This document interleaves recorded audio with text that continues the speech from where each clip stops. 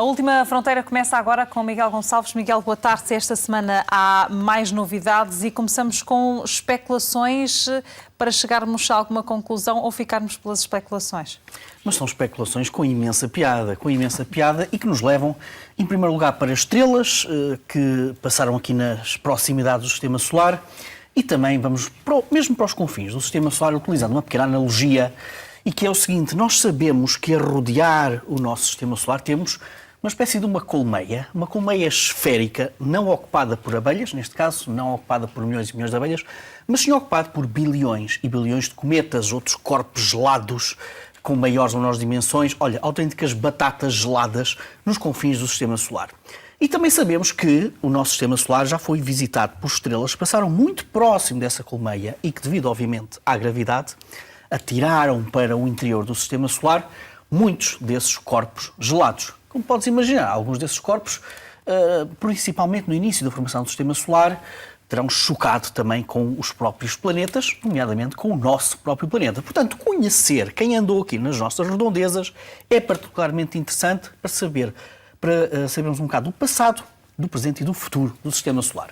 É aqui que entra o trabalho do Telescópio Espacial Gaia, da Agência Espacial Europeia, que ainda continua a fazer o seu trabalho para mapear, para determinar a localização e a velocidade de mais de 1.000 milhões de estrelas que existem na nossa Via Láctea. E então, o grupo de investigadores do Instituto Max Planck, já em 2017, tinha pegado no primeiro lançamento de dados, precisamente do Gaia, para tentar descobrir quais foram as estrelas que andaram por aqui, por esta zona. Eles então, esse primeiro lançamento tinha poucas estrelas ainda analisadas, e eles então encontraram apenas 2 estrelas que passaram a cerca de 3 anos-luz de distância do nosso Sistema Solar e num período de mais ou menos 10.000 milhões de anos. Muito bem. A atualização é que eles agora pegaram no segundo lançamento de dados do Gaia, que tem muito mais estrelas analisadas, e então temos aqui uma atualização, precisamente esse estudo de 2017. E então este estudo notável diz-nos que este estudo revela 25 estrelas que passaram a cerca de 3 anos-luz do nosso Sistema Solar. Nenhuma delas se vai aproximar, ou aproximou-se tanto, como uma estrela que nós sabemos que vai passar perto de nós, a Gliese 710, a cerca de 1,3 milhões de anos. Essa estrela vai passar tão próximo de nós que não vai passar apenas nos arrabalos da nuvem de Oort, não, vai entrar mesmo na nuvem de Oort e daqui a 1,3 milhões de anos vai lançar o caos orbital autenticamente nesta colmeia esférica que rodeia o Sistema Solar.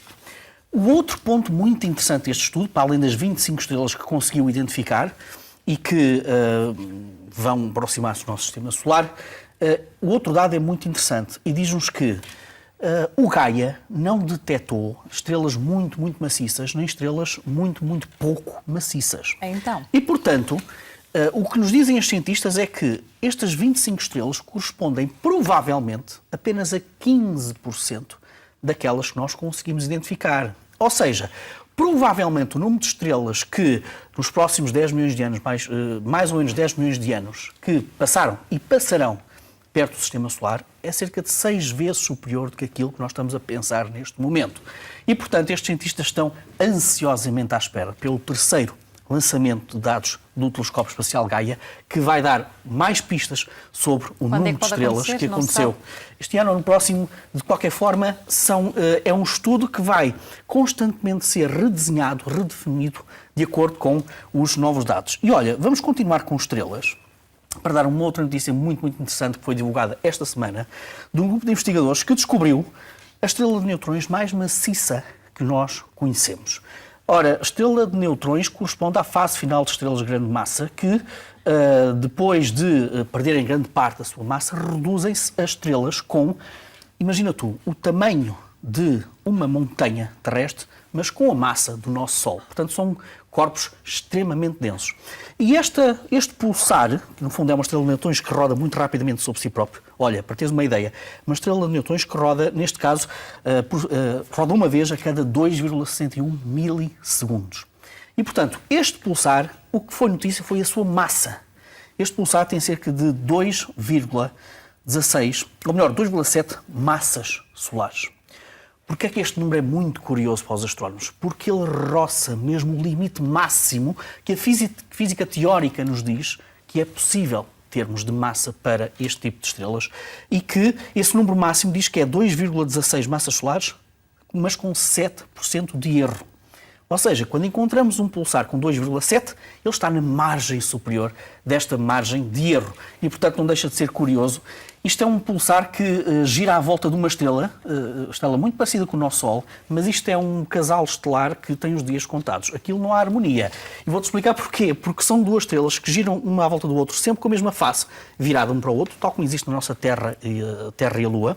E o pulsar, com a sua atividade magnética poderosíssima, está a descascar autenticamente a sua companheira estelar. E, portanto, ao longo dos próximos milhões de anos, vamos ver este pulsar a descascar cada vez mais a sua companheira. Miguel, nestas investigações científicas caminhamos sempre na procura de respostas e, neste caso, já falaste da Lua, voltamos à Lua. Voltamos à Lua. Para tentar perceber como é que ela nasceu e não só a Lua, também Plutão. E também Plutão. É muito curioso porque nós, desde a década de 40, que a ciência conhece de maneira mais ou menos unânime uma teoria para o nascimento da Lua. Como é que surgiu a nossa Lua?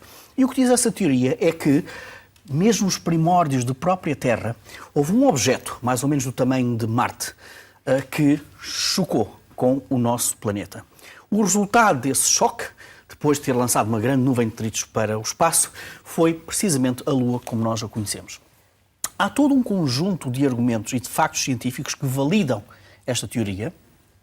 Há, porém, também uma série de factos que não estão de acordo com esta teoria. E agora, o estudo que nós apresentamos é um estudo que já vem do ano passado, mas que agora, utilizando computadores cada vez mais potentes, simulações cada vez mais potentes, ele voltou à baila esta semana e mostra-nos uma história diferente para a formação da Lua. E que diz mais ou menos o seguinte: esta teoria diz que a Lua começou exatamente como esta teoria do grande impacto. Ou seja, houve um objeto de grandes dimensões que chocou com a Terra e que depois os detritos juntaram-se à volta da Terra, numa espécie de um anel. A Terra, em tempos, teve um anel parecido com Saturno e, portanto, ao longo dos milhões e milhões de anos, esses detritos foram condensando para se criar uma protolua. Qual é a diferença agora nesta teoria? Esta teoria diz-nos que, depois, ao longo dos outros milhões e milhões e milhões de anos, houve uma série de outros objetos que chocaram também com a Terra. E o que é que aconteceu? Aconteceu exatamente o mesmo com esta protolua. Chocaram, houve detritos que foram atirados para o espaço e que esses detritos foram então progressivamente apanhados pela primeira protolua. E, de acordo com esta simulação, e é importante referir que isto é uma simulação, esta simulação fez 864 cenários de impacto diferentes, com velocidades de impacto diferentes, com ângulos diferentes, com tudo diferente. O que faz chegar a algumas conclusões. O que faz chegar a algumas conclusões e que, de acordo com estas simulações, foram precisos cerca de 20 impactores, digamos assim, necessários para criar um objeto mais ou menos com a massa da Lua e que, em 17% dessas simulações, de facto, temos um cenário, mesmo do ponto de vista geoquímico, muito semelhante à Lua que nós conhecemos hoje. E, portanto, à medida que nós também vamos tendo cada vez melhores computadores, cada vez melhores simulações, nós vamos tendo também outros dados que nos falam sobre a origem dos corpos. Olha, falaste muito bem há bocado, vamos também a Plutão, porque também o próprio nascimento de Plutão, a gênese de Plutão, teve também dados curiosos esta semana. Uma nova teoria que pega, imagina tu, nos dados da sonda Rosetta, da Agência Espacial Europeia, que visitou o cometa 67P. Primeiro a Plutão. E não é um Plutão qualquer, é uma zona muito específica de Plutão, conhecida por Sputnik Planitia, e que a New Horizons conseguiu analisar com muito, muito detalhe. O que intrigou os cientistas nessa zona particular de Plutão é a quantidade de azoto molecular que foi encontrado nessa zona de Plutão. E o azoto parece ter um papel muito parecido como tem a água na Terra, como tem, por exemplo, o metano em Titã. O azoto é um elemento volátil em Plutão, quer dizer que pode assumir várias formas em Plutão.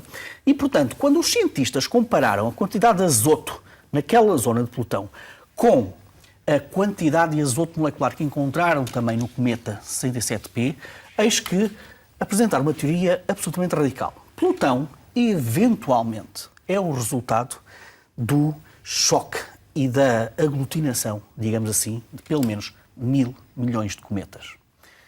está ali numa zona rodeada de cometas, de facto. Mas o que diz este estudo é que se Plutão se formou também mais próximo do Sol, o gelo que encontramos e o tipo de gelo que encontramos em Plutão também é compatível com essa teoria.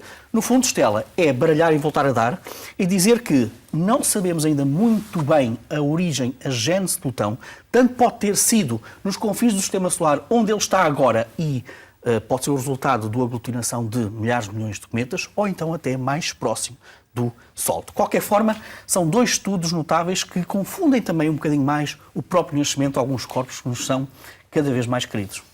Nós vamos avançar com a imagem da semana, neste caso será um vídeo, Miguel, mas vais deixar depois também algumas sugestões e nas letras. Se me permites, vamos tentar fazer ao contrário. Que é, vamos começar com os livros primeiro e depois falamos sobre o vídeo da semana que serve para nos homenagear um grande que partiu. E então nos livros, vamos começar aqui com 100 mitos sem lógica, Guia para desconstruir ideias e preconceitos de Sara Sá, que é uma jornalista, olha, estudou Engenharia Aeroespacial, é jornalista de ciência da revista Visão, e Pedro Ferreira, que trabalhou no Instituto Champalimau, também tem muita experiência em comunicação de ciência, e que desmontam autenticamente aqui uma série de conceitos, de mitos que nós ainda temos enraizados na nossa cultura, que não vão apenas na área da ciência, vão para a área da ciência, da cultura, da história, e portanto é um livro delicioso para quem quiser tirar da cabeça alguns dos mitos que nós temos. Depois, de manuscrito, mas essencial da editora Presença, temos A Revolução do Algoritmo Mestre, de Pedro Domingos, e o livro que Bill Gates recomendou para todos aqueles que querem saber um pouco mais sobre a inteligência artificial, e não só. E também a aprendizagem automática das máquinas. Os algoritmos são, no fundo, o conjunto de instruções que mandamos, que dizemos aos computadores o que é que eles têm que fazer. E, portanto, eles estão presentes na nossa vida desde que acordamos até que nos deitamos, e Pedro Domingos, que trabalha, é professor na Universidade de Washington e começou no Instituto Superior Técnico em Lisboa, lança aqui um livro, conhecemos agora a edição portuguesa, um livro que foi sucesso em todo o mundo. Depois, da coleção Arte e Ciência, do Museu de História Natural e de Ciência da Universidade do Porto, duas sugestões deliciosas. Olha, O Macaco Nu, de Desmond Morris, é um livro que já tem mais de 50 anos, conhece agora uma nova edição. Na altura foi polémico, na altura da sua publicação ainda é, porque tem um olhar sobre a nossa espécie vista por um zoólogo. E olha para a nossa espécie como uma espécie animal. E como é que nós crescemos também enquanto animais ao longo do tempo neste nosso planeta. E também, da mesma coleção, A Viagem Mais Improvável, uma grande história do nosso planeta e de nós mesmos, de Walter Alvarez. O primeiro livro fala sobre a Big History, a grande história. E por último, muito rapidamente, porque é nosso hábito também relembrar aqueles astronautas que pisaram a Lua e que partiram também do nosso planeta. Alan Bean foi o astronauta da Apollo 12 que partiu na semana passada. Olha, dos 12 que pisaram a Lua, apenas ainda estão vivos 4. E fica esta recordação no fecho da Última Fronteira. Obrigada, Miguel. Obrigado. Até para a semana.